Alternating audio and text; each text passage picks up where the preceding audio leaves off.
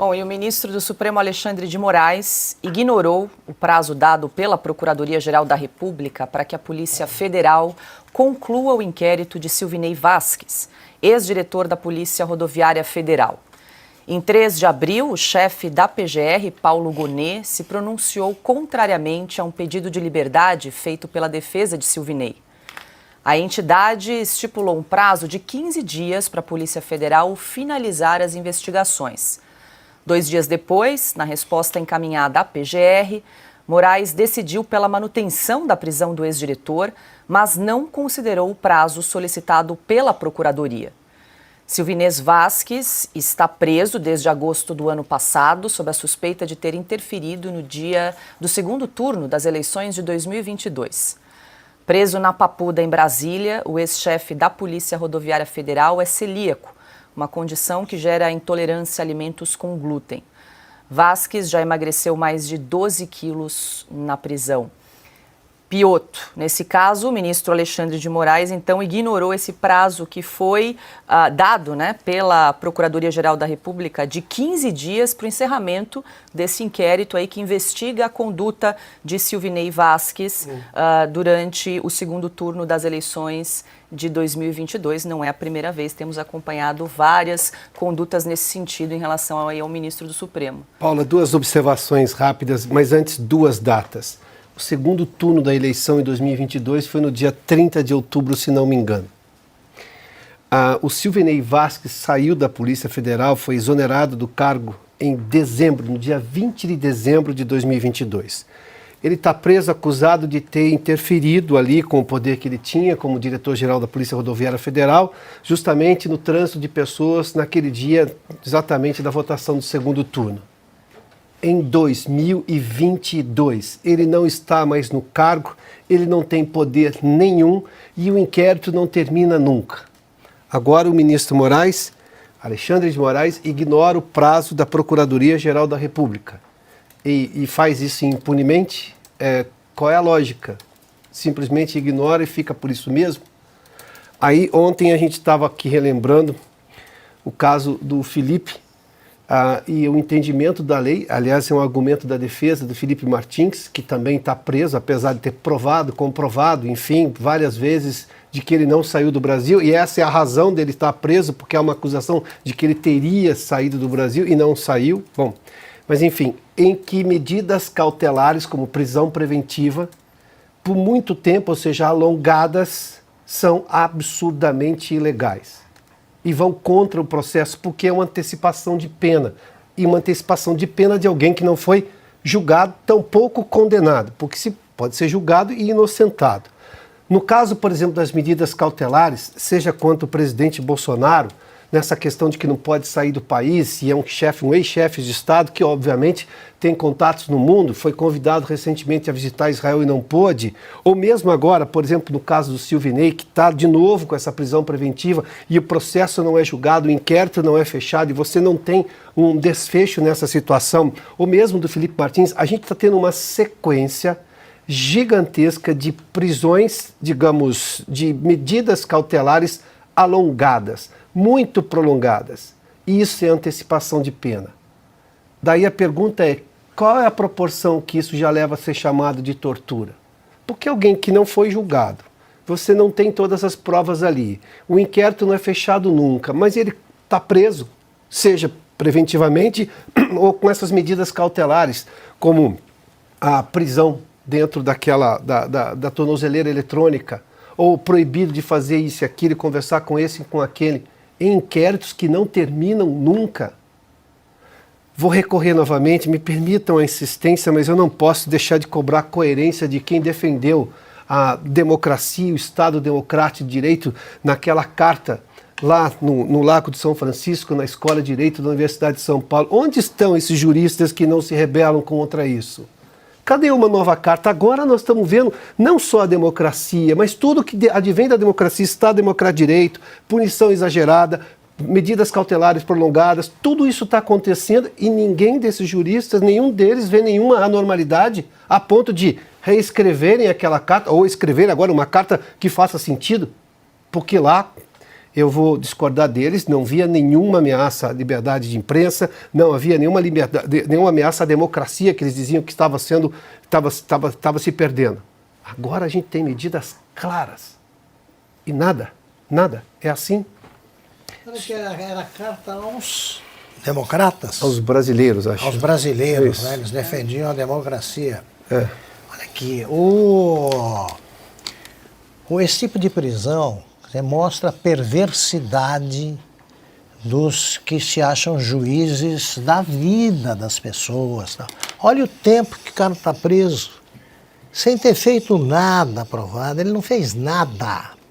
Os políticos costumam dizer o seguinte: em eleição só é crime perder. Né? Os políticos mais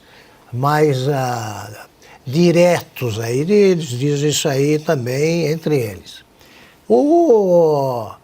Ele perdeu, o Silvinei, o que ele fez para perder a eleição? O que ele fez? Ele interferiu e perdeu. Mudou o que vota. O que aconteceu? Quem julgou? Quem examinou? Quais são as provas? Agosto, meu Deus. Agosto. Quer dizer, esses caras não aprenderam nem com a pandemia que você não pode perder um dia. Sim. Um dia, um minuto da tua vida se você não tem motivos para isso. Esses caras não valorizam a vida. E muito bem lembrado, os democratas não têm mais como se manifestar.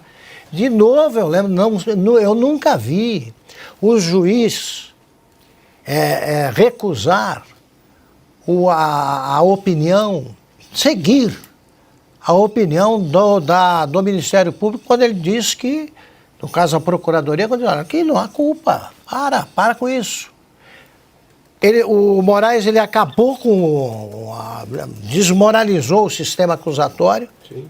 E agora está desmoralizando o Ministério Público. Quem está agindo como procurador-geral a favor de qualquer coisa que o Supremo decida é o Bessias, né? O estafeta atrapalhão de botequim.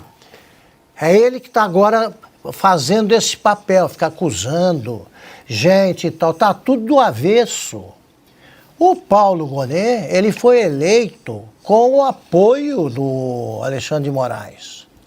Né? Diz que era um homem que merecia ocupar o cargo. Tá dando uma paulada atrás da outra, desmoralizante. O Gonet também precisa falar com firmeza. Com firmeza. As coisas precisam andar mais rapidamente no Brasil. Porque temos presos que já passam de um ano e agora surgem os presos dos outros meses.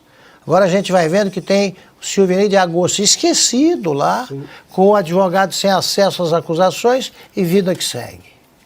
Pois é, Ana, o Piotto chamou atenção aí para esse alongamento, né, extensão das prisões preventivas, das medidas cautelares. No caso do Silvinei Vasquez, ele que está preso desde agosto do ano passado, daqui a pouco completa um ano, né, de prisão preventiva no caso dele. E a gente tem aí a opinião, a manifestação da Procuradoria-Geral da República para a conclusão do inquérito até 18 de abril e o ministro Alexandre de Moraes simplesmente ignora esse parecer da Procuradoria-Geral da República. Se a gente lembrar que o inquérito das fake news, né, são 5 anos de inquérito aberto, sendo prorrogado a cada 90 dias, né?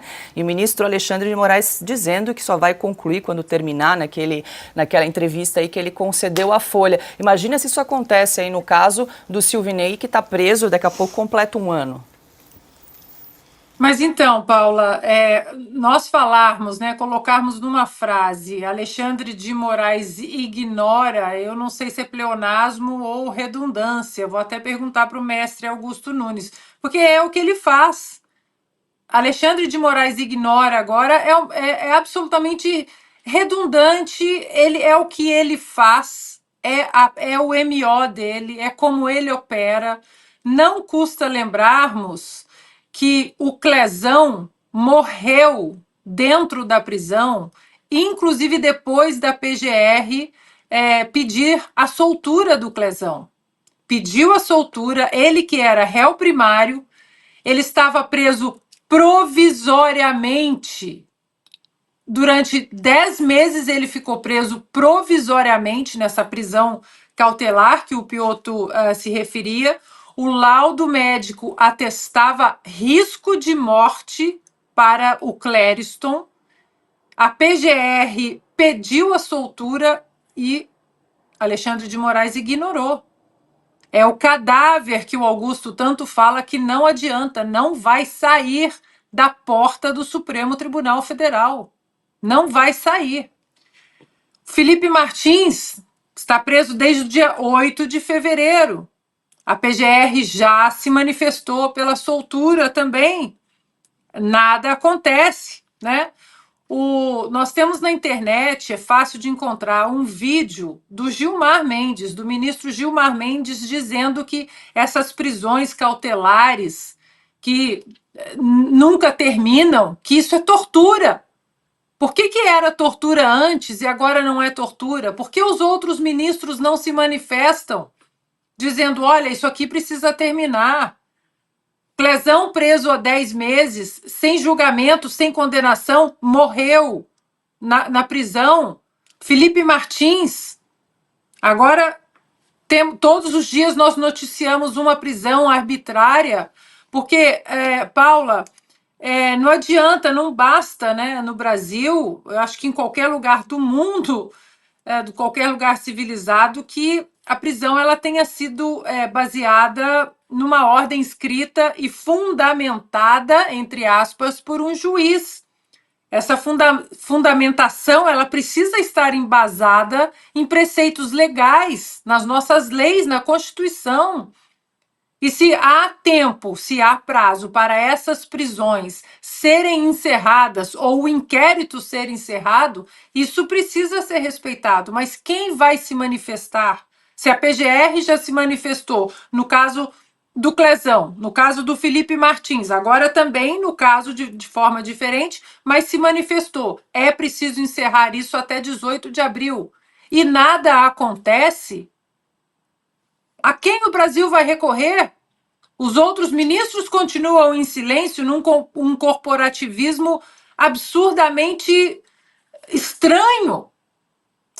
Eles sabem que isso está contra as nossas leis. Não há precedentes legais para embasar esse tipo de atitude do Alexandre de Moraes. O Senado, a gente não vamos nem chover no molhado aqui de novo e falar de Rodrigo Pacheco. Mas qual a solução para essas pessoas que estão já no alto da cadeia do judiciário, não tem a quem recorrer? Isto é gravíssimo. Os senadores precisam fazer alguma pressão em algum momento, para que esse estado de exceção ele comece a ser revertido.